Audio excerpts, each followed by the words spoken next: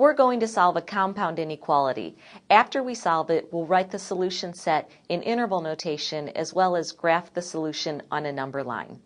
So we have this compound inequality, and notice we have a 3 in the denominator. So the first thing that we can do is multiply all 3 parts by 3 in order to clear the fraction. Remember, the idea in solving a compound inequality is to isolate x in the middle. So first, let's start by multiplying all 3 parts by 3.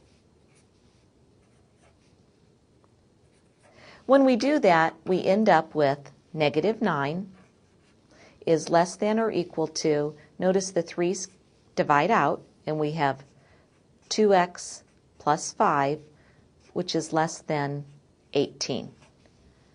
Now we're still trying to isolate x in the middle, so let's now subtract 5 from all 3 parts of this inequality. So -9 minus 5 is -14, is less than or equal to, if I subtract 5 from this middle part, the 5 minus 5 will add to 0, so we'll just have 2x is less than 18 minus 5, which is 13. Now we've almost isolated x in the middle. We need to make sure we divide all 3 parts by 2. And now we'll have our solution. We have -7 is less than or equal to x, which is less than 13/2. Let's take a look at this solution on the number line. So we have 0, here's -7, and on the right here's +7. So notice that x can be equal to -7.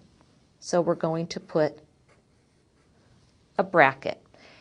And it can be any value up to, but not including 13/2. Now 13/2 is right about 6.5. So I'll put 13/2 right there. And since it's a strict inequality at 13/2, we want to use parentheses.